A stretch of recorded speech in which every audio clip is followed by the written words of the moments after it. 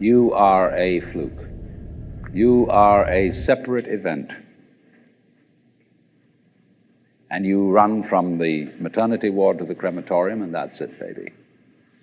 Camus said there is only really one serious philosophical question, which is whether or not to commit suicide.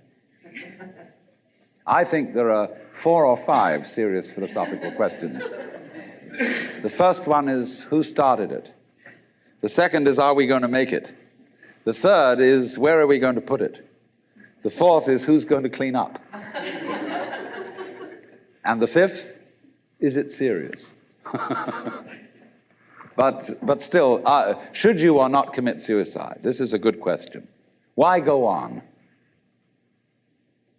And you only go on if the game is worth the candle.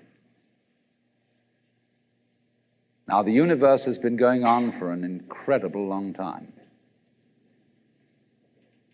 And so really, a satisfactory theory of the universe has to be one that's worth betting on.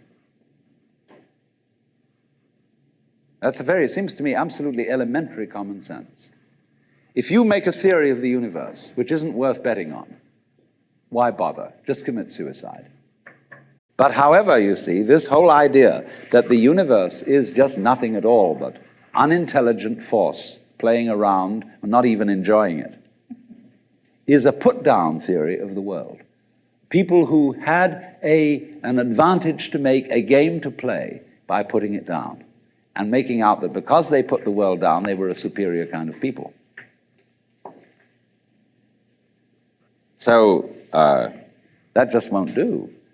We've had it. Because if you seriously go along with this idea of the world, you're what is technically called alienated.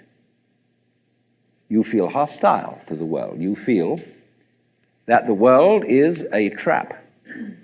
It is a mechanism, it's electronic and neurological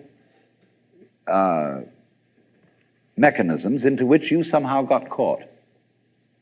And you, poor thing, have to put up with being in a body that's falling apart and that gets cancer, that gets the great Siberian itch, and it's just terrible. And these mechanics, doctors are trying to help you out, but they really can't succeed in the end. And you're just going to fall apart, and it's a grim business, and it's too bad. So if you think that that's the way things are, you may as well commit suicide right now. Unless you say, well, I daren't, because there really, after all, there might be eternal damnation in the back of the thing if I did that. Or then I identify with my children or something, and I think of them going on and without me and nobody to support them. But of course, if I do go on in this frame of mind and continue to support them, I shall merely teach them to be like I am. And they'll go on dragging it out to support their children, and they won't enjoy it, and they'll be afraid to commit suicide, and so will their children. They all learn the same lesson. But if you want to go on playing the game, you've got to have an optimal theory for playing the game. Otherwise, there's no point in it. But the people who coined the fully automatic theory of the universe were playing a very funny game. What they wanted to say was this: all you people who believe in religion are old ladies and wishful thinkers. You've got a big daddy up there and you want a comfort and thing, but life is rough. Life is tough. And success goes to the most hard-headed people. That was a very convenient theory when the European American world was colonizing the natives everywhere else. They said, we are the end product of evolution, and we're tough. See, I'm a big, strong guy because I face facts, and life is just a bunch of junk, and I'm going to impose my will on it and turn it into something else, you see. See, that's a way of flattering yourself.